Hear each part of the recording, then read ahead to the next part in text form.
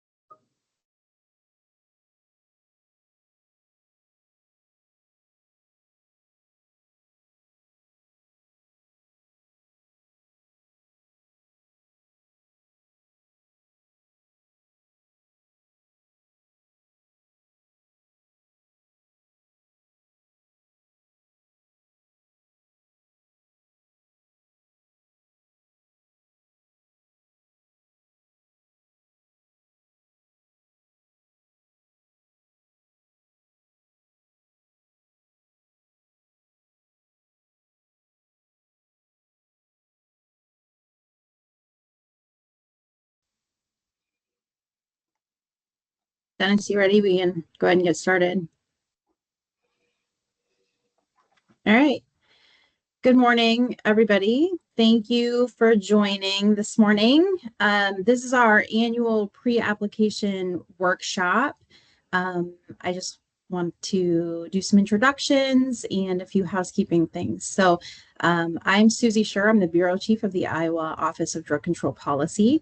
And our three other staff members are here with us today, Dennis Wiggins and Medina Rachmanovich and Craig Triplett.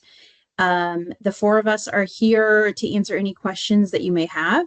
You can reach out in the chat during this meeting or afterward to any of our emails or phones. Our contact information there is on the screen. This meeting is being recorded, and we will have information available after the meeting. If you haven't received the application instructions, those will be available. And as always, we're available for you as well. So this year, we have a lot of interest because we have made a lot of big changes to this process. We are doing one combined ODCP grant application. So if you're interested in burn JAG, residential substance abuse treatment, which is RSAT, Project Safe Neighborhoods, or the PSN program, or the State Crisis Intervention or SCIP program, you're going to apply through this new process for any of those grant programs. The application instructions will outline exactly what's happening in this new process and the amount of funding that's available. But just really quick, the JAG funding is pretty close to level from last year. It's about 1.9 million in federal funding. SCIP is also level with 1.1 million. RSAT has taken a 25% reduction, so it's about 275,000. And PSN also has a slight reduction to 190,000. Grant applications, the first part of the application process will still be a written component. It will still be submitted via Iowa Grants. Applications will be due on March 5th. We are implementing a second piece of the application, which is an interview, which Dennis is going to go into more detail about. But that will happen sometime around the end of March, beginning of April. Project start date will be July 1 for all of these projects.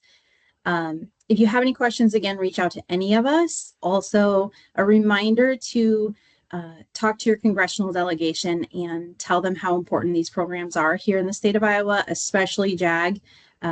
We know there's a lot of changes coming with a new administration, And we don't know what that's going to look like yet, but any support you can offer is greatly appreciated.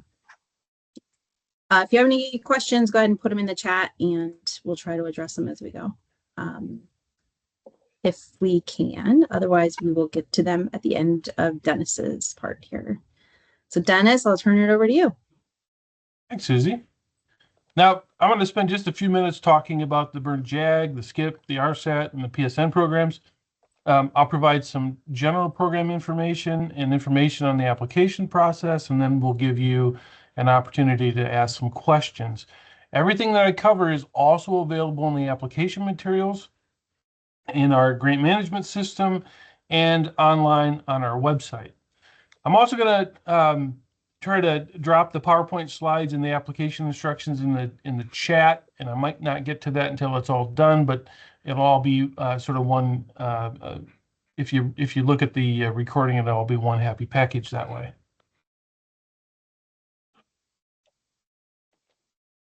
Now, as Susie mentioned, we've made some significant changes to the application and review process this year. First, as she mentioned, we've combined the 4 programs, JAG, SCIP, RSAT, and PSN, into a single request for proposals.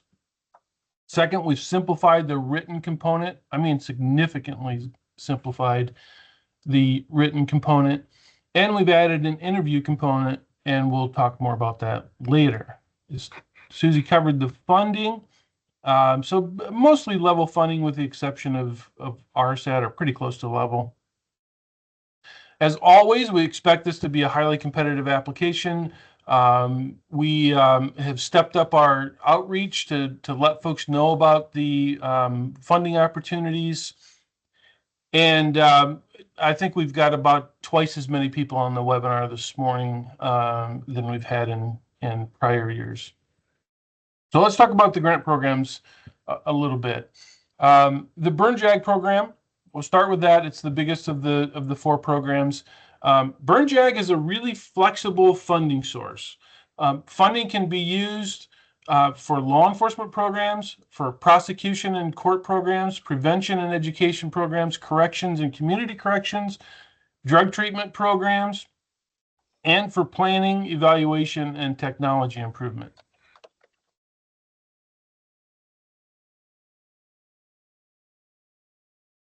Oh, I think I skipped one. Let me see here.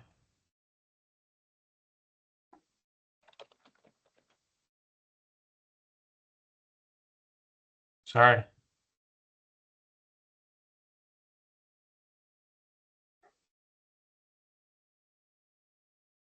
There we go.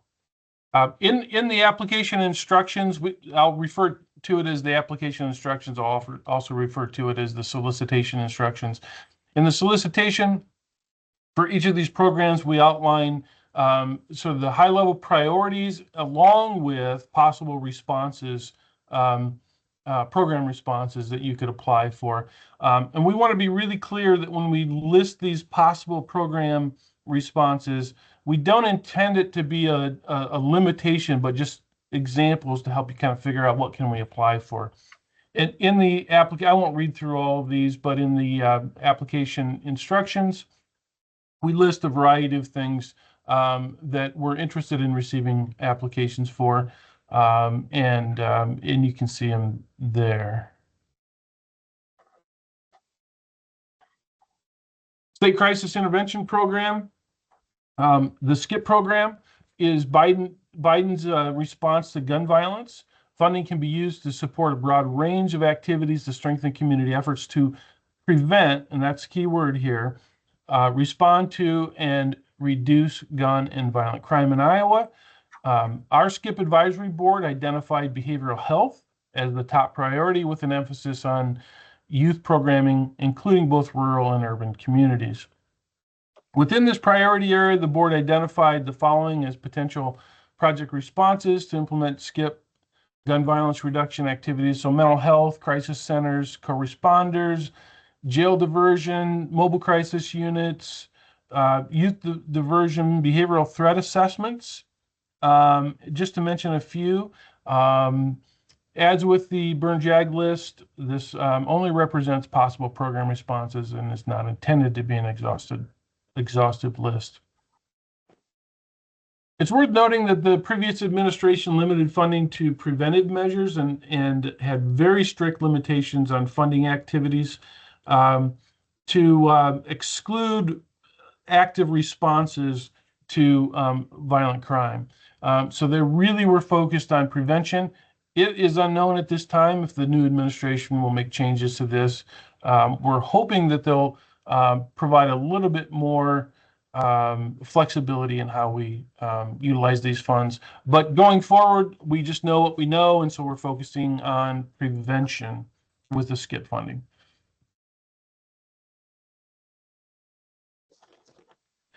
The RSAT program is the Residential Substance Abuse Treatment Program, as the name suggests, provides funding for residential substance abuse treatment in a correctional and detention facility. The funding is a little more restrictive than burn JAG and SCIP. The programming must last between 6 and 12 months for correctional facilities, or at least 3 months for jails. Programming has to be set aside from the general correctional population. So that means basically you have to have a therapeutic community within the jail where the participants reside. It has to focus on substance abuse problems of the inmate and develop the inmate's cognitive, behavioral, social vocation. And lastly, there's a restriction on pay to stay programming, meaning that you can't charge inmates while they're in the program.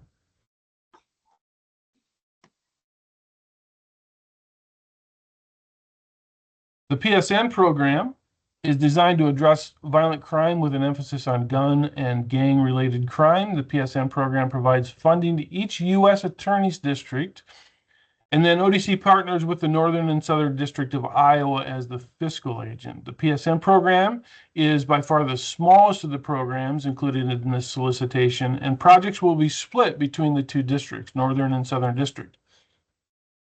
The U.S. Attorney's Office in the Northern and Southern Districts established their own funding priorities for their district. And the application instructions list each of the priorities for each of those districts. You'll want to refer to that if you're making an application that you think has the potential of being supported with PSN funding. This is the Northern District, and these are the Southern District priorities. Similar, but very different.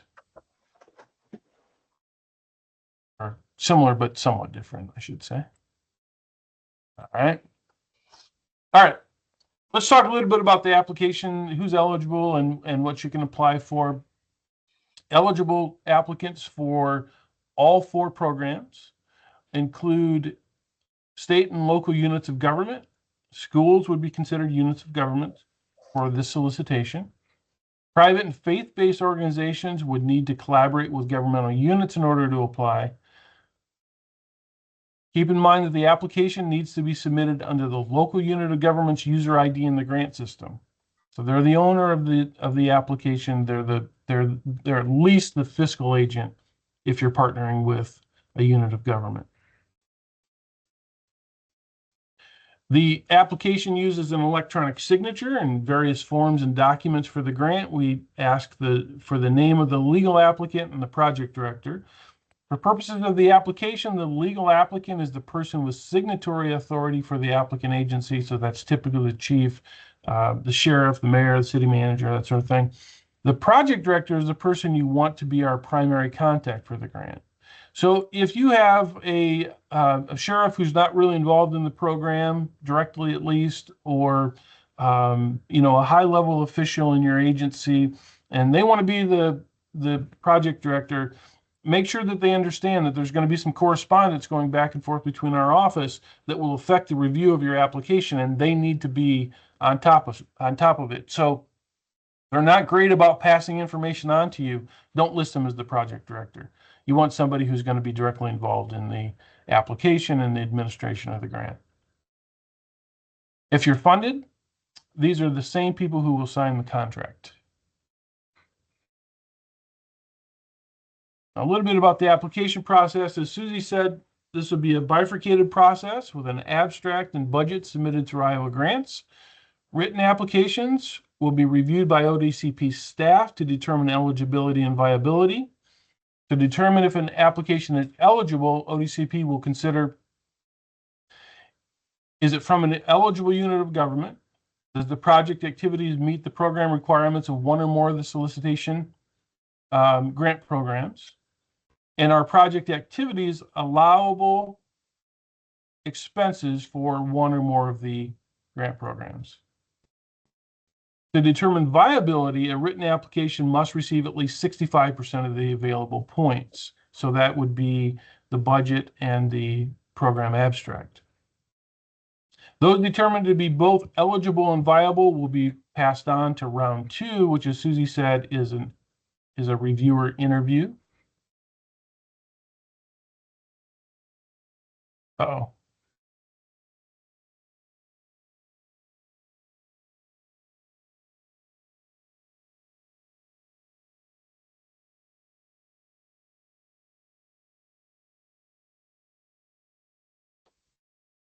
The application deadline is for the first part of this process is March 5th. They must be received through our grant management system by 4:30 on March 5th. Application interviews will be scheduled by ODCP tentatively March 24th through April 15th. The project director that you list in the application will be notified of the date and time of the interview. I just want to make a note about that. Reasonable efforts will be made to accommodate special requests related to the interview time and date. We ask you for 3 priorities for time and date. Just know that it's very unlikely that we'll be able to accommodate everyone's preferred time and date. So you'll just have to kind of bear with us as we work that out. There is a place in the application for you to identify any special requirements of the application. So if you have somebody that's scheduled some time out, maybe for surgery or something like that, just put a note there, and feel free to also send me an email and say, look, I'm going to be in Europe the first week of this. Can you schedule it for the second week? And we'll do our best to accommodate that.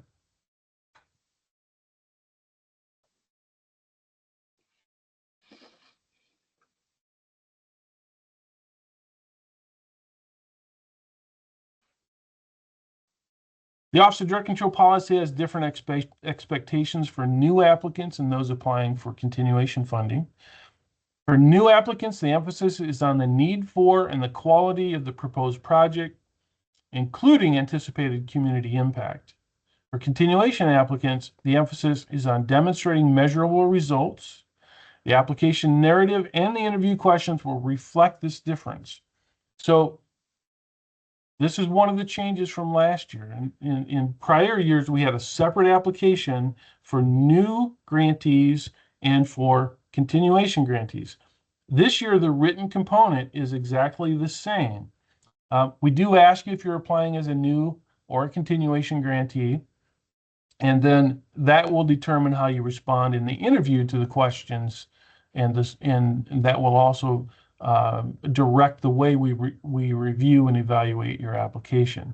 So the written component, a single application, whether you're new or continuation, different expectations, but the same application. I also want to mention that we've made some changes, and I'll get into this a little bit later. For continuation applicants, we're now requiring that you ask for no more than 105% of your current approved budget, so a 5% increase. This is new, as I said. So continuation projects who have or anticipate significant changes to their project and require additional funding beyond the 5% increase, then you should apply as a new applicant. And we'll review and score your application as a new grantee rather than a continuation. If you have any questions about that, if you're not sure which way to go, be sure to reach out to somebody at ODCP, and we'll walk you through that.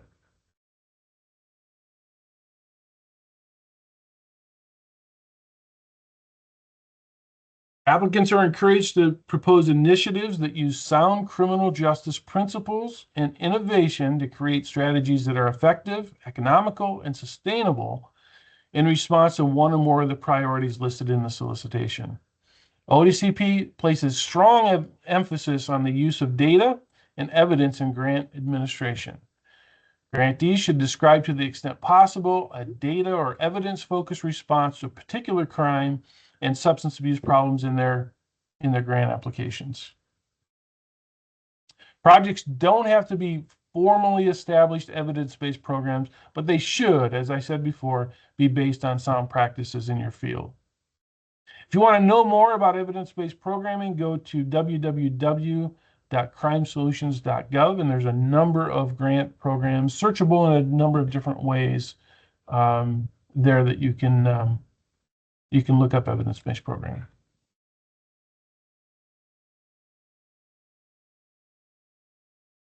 So last year, beginning with last year, on the JAG and SCIP program, we eliminated cash match. And so for JAG, SCIP, and PSN, there is no cash match requirement. We do encourage you to have some skin in the game and include match. New applicants are required to describe a sustainability plan, and that'll be part of the budget justification section. RSAT, the RSAT program in itself requires a 25% cash match.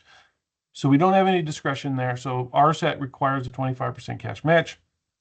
JAG, SCIP, and PSN all had no required match.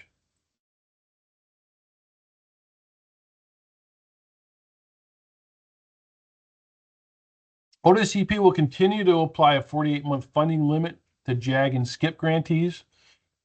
Task forces were originally exempted by Congress and will continue to be exempt.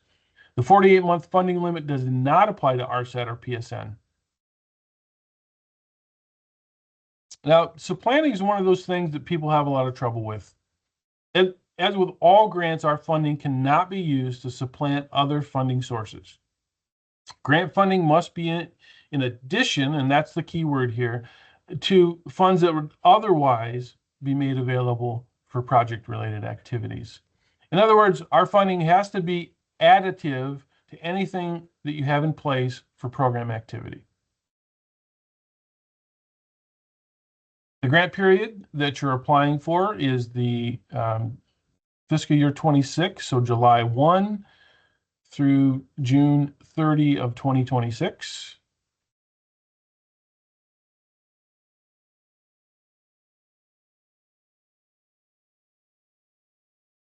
Now, in the application instruction or the solicitation instruction, we list some allowable and unallowable expenses. The allowable expenses that we list are just really pretty high-level expenses that you can include in your grant, and they include personnel, equipment, operating expenses, rentals of space, training, overtime, supplies, travel. Note that any out-of-state travel requires approval, and all travel related to any of these grants have to follow the state travel policies. And then we also can fund contract services or professional services.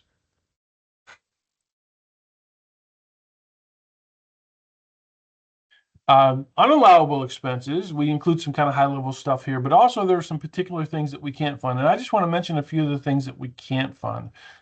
We can't fund drones. And there's a lot of interest in funding drones, but the U.S. Department of Justice has specifically prohibited using grant funds for drones.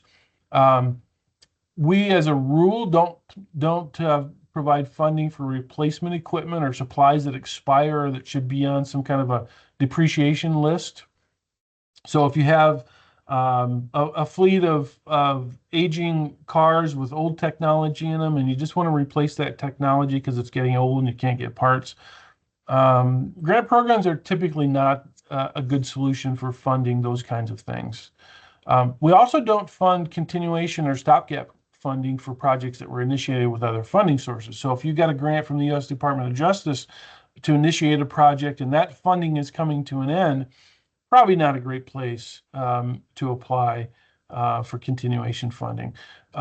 Grants, as a general rule, are intended to be seed funding, and we sort of see ourselves as venture capitalists, and so we're trying to start new things, demonstrate how new programs can have an impact, and the expectation is that when we're done funding it, that it will prove itself to be so valuable that you can't do without it, and your local funding sources will take care of those expenses.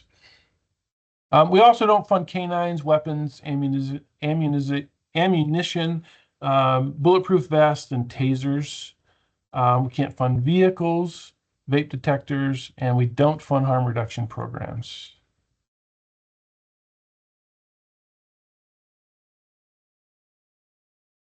All right, let's talk about the scoring a little bit.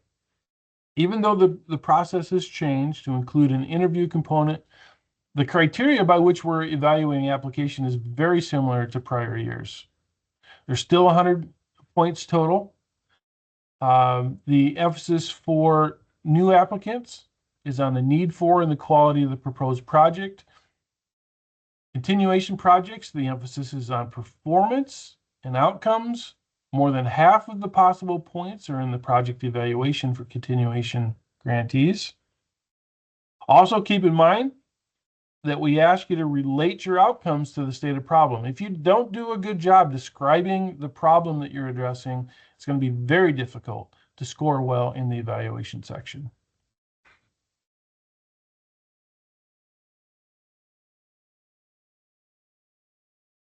The written component will include some mandatory forms along with a budget and abstract.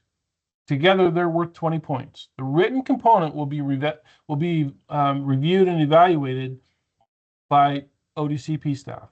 Applications that score at least 13 points, that's 65%, will be moved on to the second element of the application, the interview.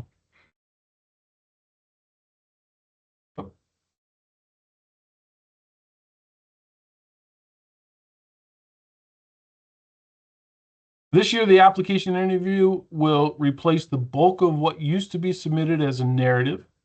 So let's talk about the interview a little bit. The interview will be scored by a review committee that includes outside experts and ODCP staff. This part of the application review will be worth 80 points. You'll notice that we provide both the interview questions and the criteria that we'll use to evaluate your response. So the interview question is listed here, and the criteria for each section is listed in the instructions. It should be no surprise that we take the criteria and it becomes the review scoring matrix. Applications that are selected to receive an interview will be invited to a Teams meeting. Notification will go to the person you list as the project director. Again, make sure you put the right person in the project director that's going to pay attention to this and follow up and respond to the invitation. The interview will be no longer than 30 minutes. You'll be given the first 20 minutes to make a pitch for your project. You'll be able to share your screen so you can use PowerPoint or other multimedia tools as you wish. You should plan to allow about 10 minutes for Q&A with the grant reviewers. You can include whoever you want in the interview. So we're not putting a lot of guardrails on what you can do and how you should conduct your interview.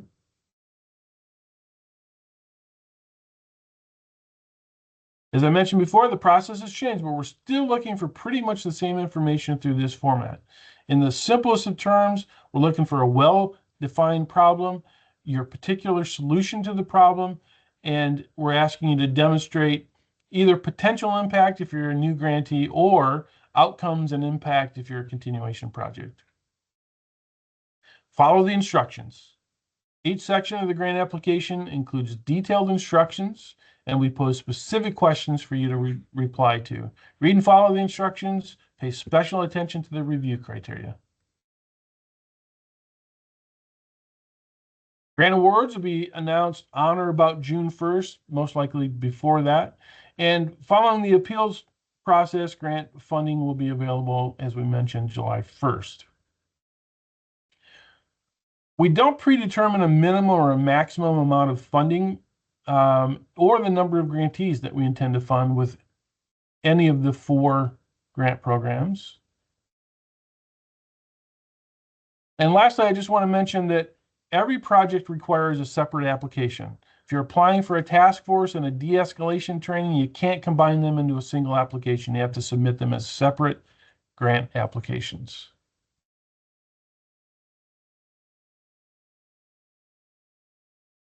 I think this is a good place to pause. Medina, do we have any questions online, or does anybody have any questions? You can unmute your line at the top of the ribbon at the top of your screen. Will have a mic, and it should be on mute. If you just click on it, it'll unmute your line. No questions in the chat so far. Okay. Well, then we'll push right on through. Now, due to the fact that the grant, There's one. Sorry. Oh, Sorry. go ahead. Give everybody just a minute here. If you have any other questions, you can either raise your hand or put them in the chat and we'll address them here. Are you ready for a question, Dennis? Yeah, go ahead. Yep. For the PSN, how do you find if you are in the northern or the southern district? In the application materials, we provide a link to a map that will tell you, but you can just send me a quick email and I'll tell you too. You can do a Google search, you can call me, you can look on the U.S. Attorney's Office's website. And then one more question. If you have multiple grants, you'll have multiple 30-minute interviews with each grant application? Good question. Yes.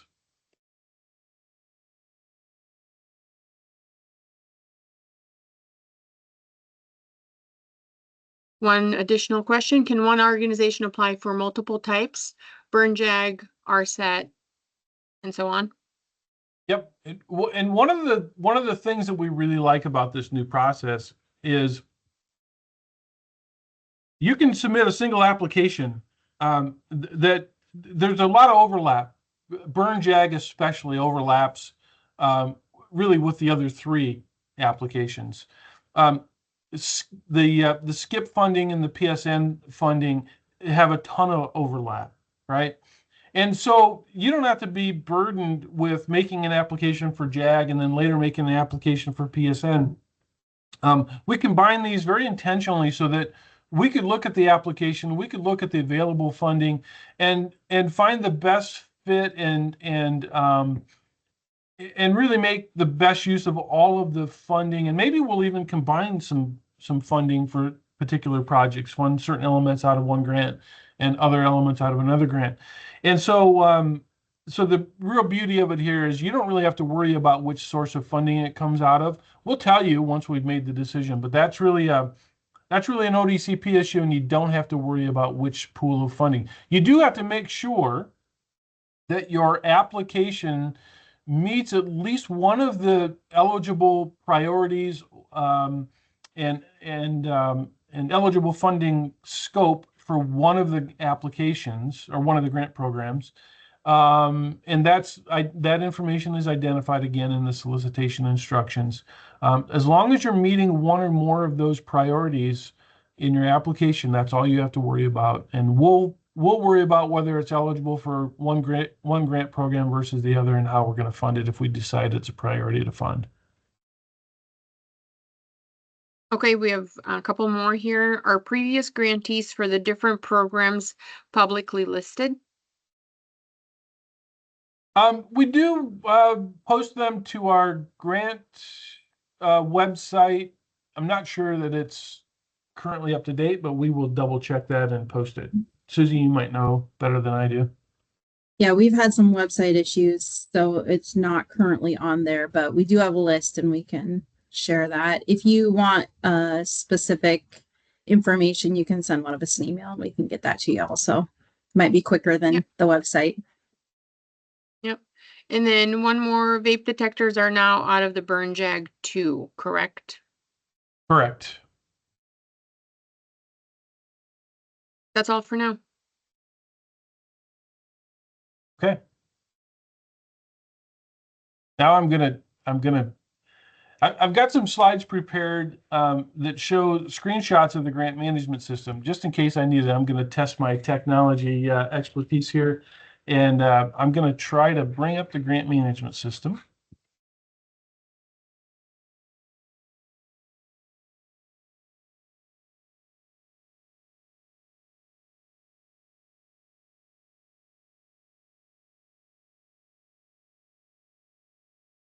Now, Susie, do you see the grant management system now?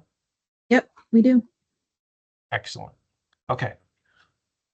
So now, due to the fact that the grant system has been around for a while now, and we've significantly improved and simplified the application process, at least for the written part that you're going to submit through Iowa Grants, I'm only going to spend a few minutes talking about the mechanics of submitting a grant application in Iowa Grants. First of all, I want to mention that there's a registration requirement for new grantees. Now, it's a fairly simple process, and there are on the first page of the website when you log into www.iowagrants.gov, on the right-hand side, in bold yellow highlight, it says new application login process. There are very specific instructions. It's not a difficult process, but it is a persnickety process. So you have to download the instructions and follow the instructions. If you do that, you'll be golden. If you don't do that, you'll have trouble. Now, the registration process typically takes 20 minutes to do, and then if I'm paying attention to the new registrations, I've got to go in and approve them, and typically it happens within 45 minutes to an hour. So again, follow the instructions and you'll be just fine. And as with everything, we've said this a couple of times already, but if you have any questions, be sure to call somebody from the Office of Drug Control Policy. Now, I just kind of want to walk through the application process in the grant management system and make a couple of comments about each of these components. I've created a test application. So this is a couple of steps into the process, but I wanted to do this so the demonstration doesn't get held up with me typing in a bunch of required text fields. And so we're going to jump right to the general information. So the first component that you're going to complete when you hit start a new application will be the general information. Now, one of the ways that you can create a new application in Iowa Grants is to copy an application from a prior year. Now, that's a good process. It's not a perfect process. Sometimes it does, it leaves out components, but it's a pretty good head start normally to starting a new application. Because of the fact that everything's different this year, copying an application from last year isn't going to be a lot of help to you.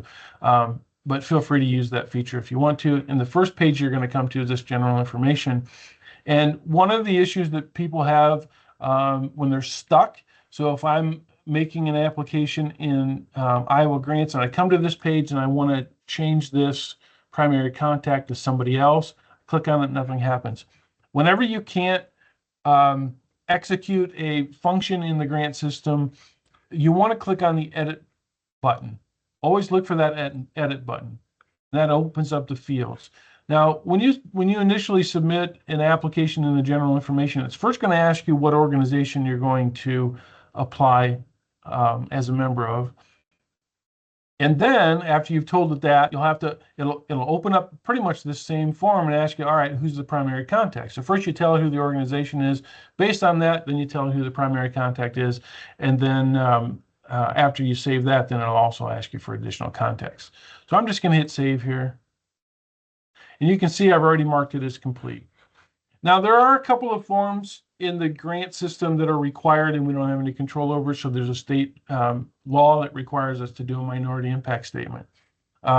That's typically a pretty quick process. You just, again, I'm going to hit edit. And you can answer the questions if you say no. Yes, here it'll open up some other questions. If you say no, you move on to the next section. Same with this one. And then you indicate who is signing off on this form. Hit save. Dennis, just to be clear, there's a question. It says that needs to be the unit of government, the applicant info, correct? That's correct. Yep. Unit of government. If and we'll reject your application if you apply as even if you've partnered with a unit of government, if you apply as an ineligible applicant, we will reject it. Just to make you feel a little bit better about it, typically I go through those applications as they're being worked on, and I'll let you know. But if you do this at the last minute, I don't have time to catch it, we'll reject it.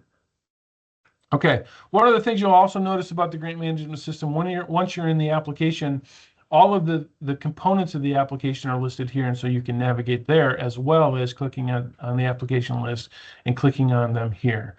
So there is a form that I just heard on the radio this morning. I don't know what's happening with this. A few years ago, probably 6 or 7 years ago, the feds required us to require you to review some civil rights information. And, oh, this is the wrong form. And here it is. And so there's a training that we're required to have you watch online and certify that you've read it.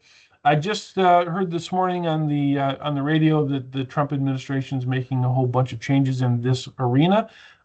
We anticipate that this will still be available. It's still federal code, but if it's not available, we'll remove it from, or at least make it not a required field in the application. So this is one of those things that's, we're trying to adjust on the fly to. So this form that I opened is the cover page, and just requires some high-level sort of basic information about who's making an application. Should take less than 5 minutes to complete. The next section is the budget section, and I just want to go over a couple of things on the budget.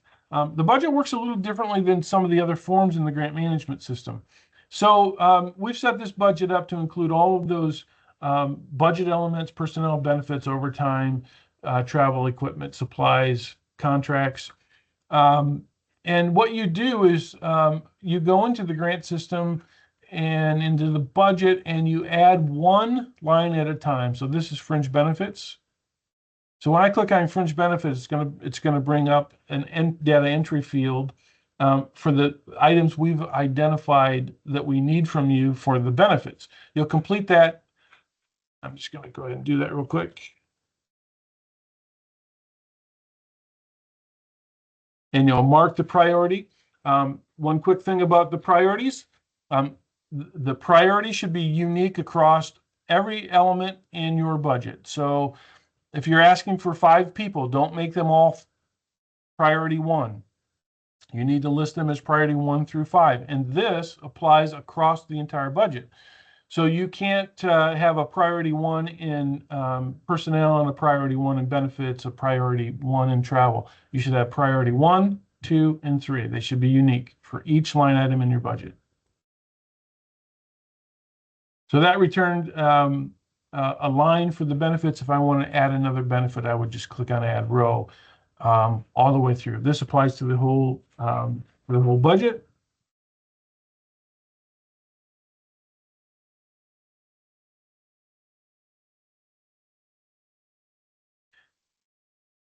I'm just checking my notes here so I don't miss something. Also in the budget, this is new this year.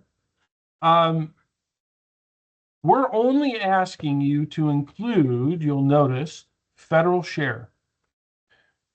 So a lot of you are providing services, and maybe you're using a staff who are only 50% on the grant program. So in that case, you would include only the federal share of that position, right? In the budget, in the specific budget. And that goes for the budget detail narrative as well. We're only looking for the federal share in each of the budget components. So that's personnel benefits and overtime, etc. And then in the, and I'm just going to go back to that form. In the budget justification, think of the budget justification as the narrative component of the budget. In the budget justification, we're also only asking you to include the federal funding. And then at the bottom of this form, we've created a new section. I've got to scroll all the way back down.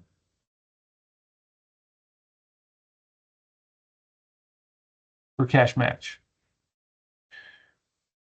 So the budget and the budget justification narrative will only include your federal request. If you're including cash match or in-kind match, you'll include that here in this narrative section. And because for all of the programs except RSAT, cash match is no longer required, you don't need to provide a lot of detail on your cash match. You can just give kind of a 10,000 feet summary of the cash match that you're putting up or the in-kind match.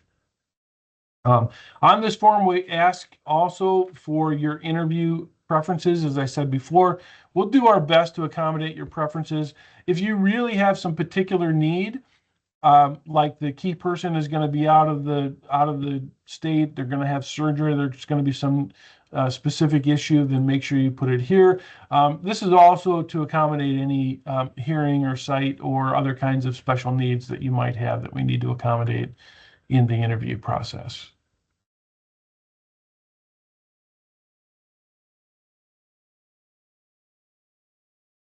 All right, so this is the justification. Again, we're only looking for federal funds, and if you're a continuation project, 105% of what you asked for last year. If you need to request more than that, you're applying as a new applicant. One more quick note about the justification section. So the feds have limited benefits to taxable, non-taxable benefits. So FICA insurance, retirement, workers' comp, unemployment, and insurance. And so we've done the same thing. We sort of locked you into the kinds of benefits that you can actually apply for. Again, this is 75% of the total. Or the federal funding that you're asking for.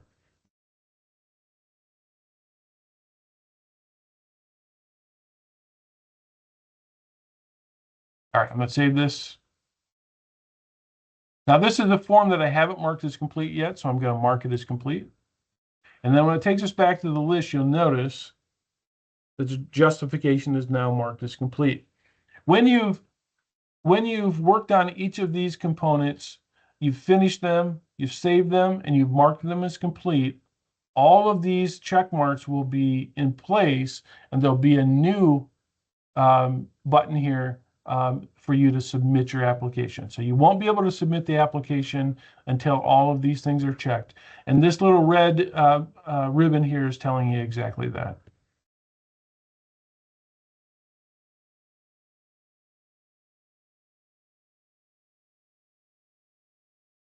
And then the next section is the abstract. So the budget and the abstract are the two sections of the application that are going to be scored.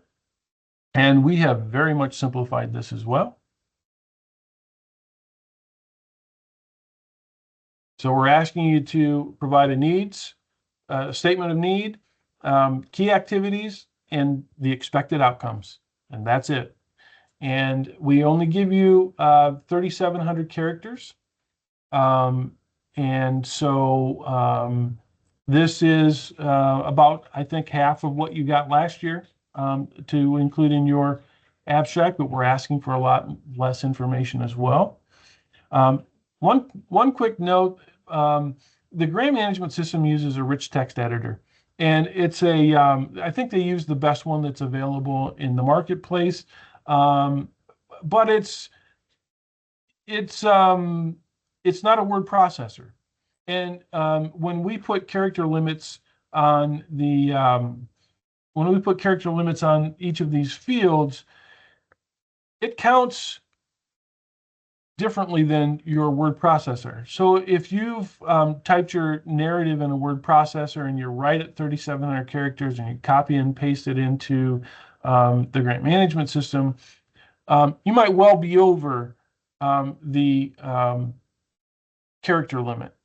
And there really are only a few things you can do about that. If you're really confident, you can click on source here and you can take out some of the HTML characters. But just do that carefully because it might change your formatting and you might be unhappy with what you've done. So the rich text editor is counting some HTML coding in the background that you don't see, and it can be really frustrating. So you copy stuff over, you're at 3,700 characters in Word, you copy it over here, and now you're at 3,900 characters. There isn't much you can do. You really have to shorten it. If you're comfortable with the HTML coding, take it out. But if you're not, I wouldn't mess with it. The other thing that you can do to kind of minimize that is when you hit copy in your word processor, you come into the grant system and you hover over this icon. It's a paste from Word. If you click on that to paste it, it usually does a pretty good job of cutting out some of that HTML, but it's not perfect either. It's just kind of the best you can do.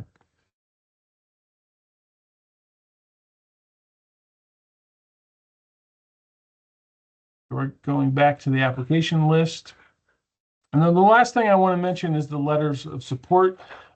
This is a form that's in there only for new grantees.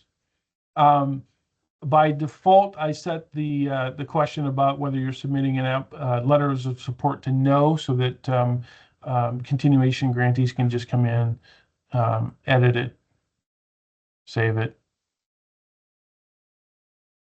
and then you can it's ready for you to complete. So I'm going back. So if you're a new grantee, we do expect letters of support. If you're a continuation project, you do not have to fill that out.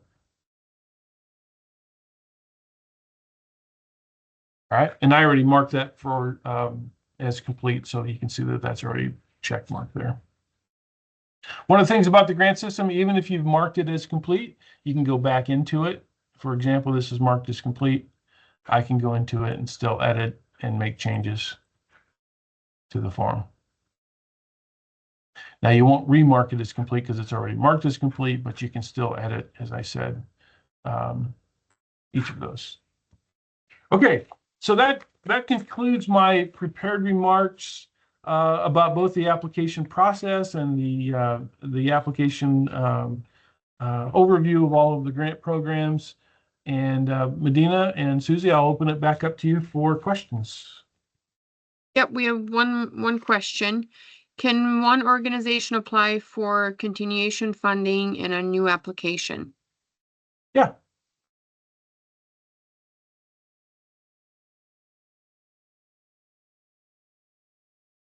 Patrick, you can go ahead and unmute. Hi, thank you. I was just wondering, I was looking at iowagrants.gov and I couldn't see the RFP posted yet. Am I just missing it, or will it be posted in the future? It'll be posted shortly after we end the meeting. Okay, thank you.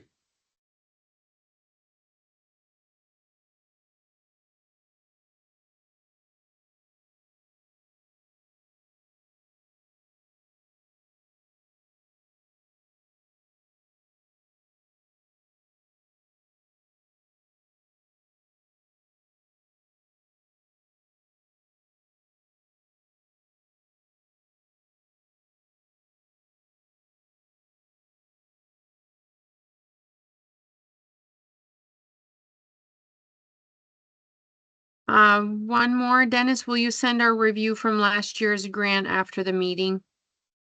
You know, I wasn't going to do that this year because the process has changed so much. I'm not sure they'll be all that useful to you. But if you want to see your reviews, send me an email and I'll be happy to send them to you.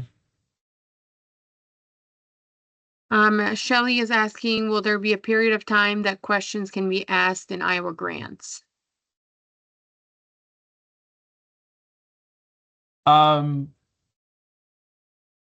we're not posting the Q&A to Iowa grants, but we are, unlike a lot of state and federal agencies, once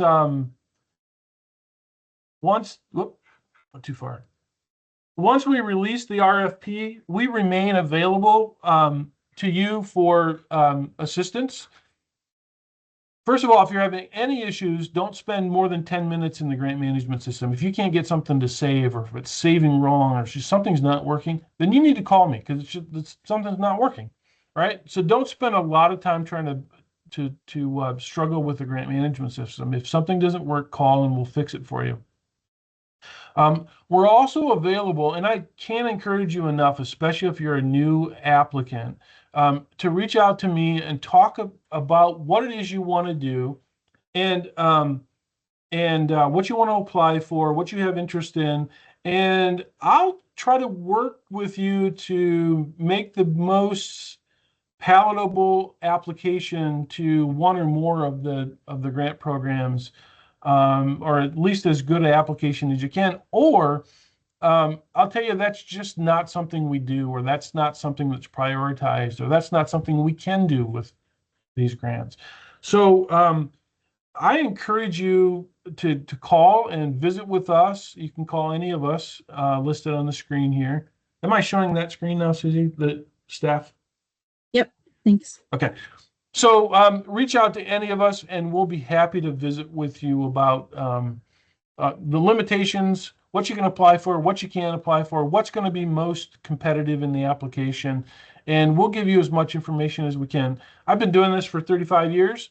I think I have a pretty good idea of what's going to make a successful application and what's not, and I'm happy to visit with you. And I'm also happy to visit with you about what we won't do, because that saves you time and it saves us time as well. Yeah. Dennis. Sorry, Susie. That's okay. Jennifer and Steve are wondering if you are going to send out the PowerPoints. Yeah, I can.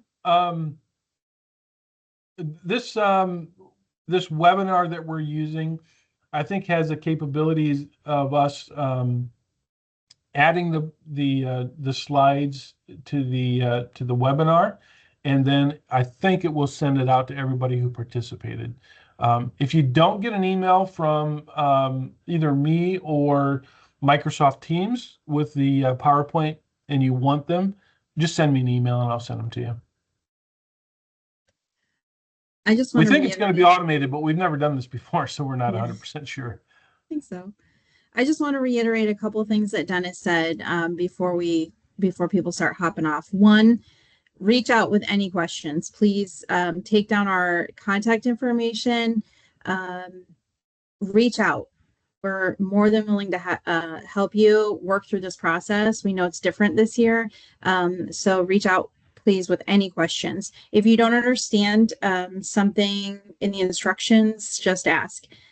Specifically supplanting, that's recently been an issue, and we want to just be really, really clear on what supplanting is and what you can and can't do. So if you have any questions on that, and then most importantly, read the instructions. Everything you need should be in the instructions, whether it's registering for the grant system, what questions to prepare for. You know, if you don't read the instructions and you apply for a drone, you've wasted your time in writing an application for something that's an unallowable expense. That's just going to be disqualified right away. So just read the instructions and reach out with any questions. The instructions also have, like Dennis said, the interview questions. So come prepared to your interview to answer the questions and address the criteria in there in order to score well on that piece of this. Anybody have any other questions? We'll stay on for a few minutes here if you have something. I want to add a couple of things too about the changes. So the big change obviously is that much of what you used to write, you're going to include in your interview now. We intend for this process to make it more accessible to everybody, to simplify the process. We think that the written component shouldn't take more than an hour or two. And if you're a continuation project, honestly, you have everything done. You know what your budget is. You only get to apply for 105% of what you applied for last year. And you've already done an abstract, right? If you're a continuation. So you just need to update it and you know, just make it fresh. And you might have to shorten it a little bit too, which can be more difficult than writing a new one. But we really don't expect you to spend a lot of time on those two components. The interview, honestly, we're giving you lots and lots of leeway on how you manage your time and how you do your presentation. We're going to learn a lot from this first cycle in doing this. I mean, maybe we'll lay an egg and we'll go back to the old process, but we're really trying to make this more, we're trying to level the playing field for everybody. We're trying to minimize the amount of time and effort. And really, we're trying to make a better effort of understanding the projects, the outcomes, the impact that you're having on your community if you're a continuation project. And we find that applicants have really struggled with data and getting the nature and extent of the problem articulated in an application. And we think that this will improve your ability to communicate that sort of nature and extent of the problem in an interview rather than in a narrative that can be more difficult to do. So I know that some folks are probably thinking, oh, I don't want to really do an interview, but I think it makes the process more personal, and it will make it, it'll give you the opportunity to kind of share your passion. And frankly, I think it will also make it harder to hide if you're not doing a good job, if you're not doing what you said you were going to do in your initial application, if you're a continuation project. So that's our thinking around why we're making these changes. We've been talking about it, kicking it around for 4 or 5 years. I'm making some of these changes. When I first started a long time ago, every grant application included both a written component and an interview. And frankly, it'll be a lot more work for ODCP staff doing both of these elements. But we really think it's going to be better for you and better for the programming, and we think we'll identify better the applications with greatest potential for impact on communities. So that's where we're coming from. That's what we're thinking. And also, I want to just mention one thing real quick about the budget. So a pretty significant change to the budget. Continuation projects only get to apply for 105%, so a 5% increase. And both in the budget and in the budget justification, right, in each of those elements that deal with the budget categories in the justification, we're looking only for federal funding. Anything beyond federal funding, you'll just describe in the section called cash match or cash and in-kind match, whatever that section is titled. So that's a pretty big difference. In the past, we've kind of told you to ask for what you need. We're changing that to, if you're a continuation project, ask for what you got last year plus up to 5%. And if you struggle at all with that, I think I've described it pretty well, but if I haven't, call. Don't do it wrong. Call and talk to one of us, and we'll be happy to visit with you about it.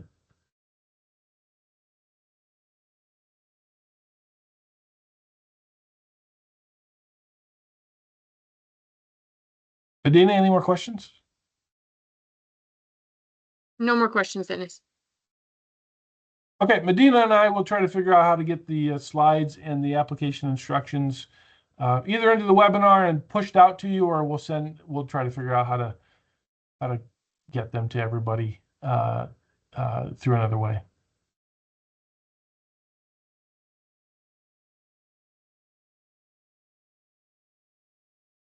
Thanks for joining today, everybody.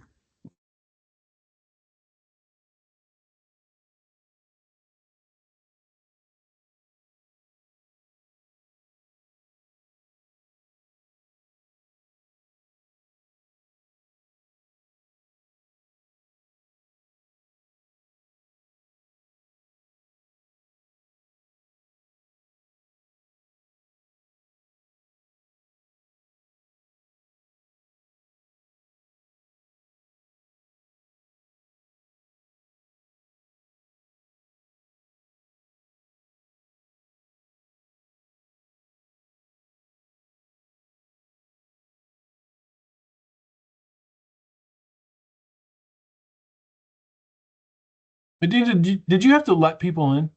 I didn't see any requests to join. There were only 2 or 3 that popped up that said admit.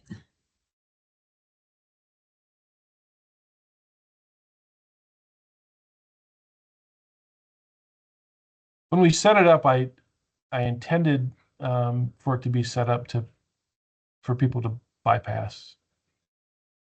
Mm-hmm. But as I hover over some of these names, it says request to join. So I don't know what that means.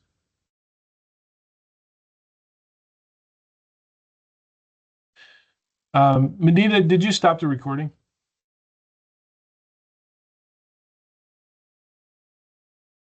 Now I did.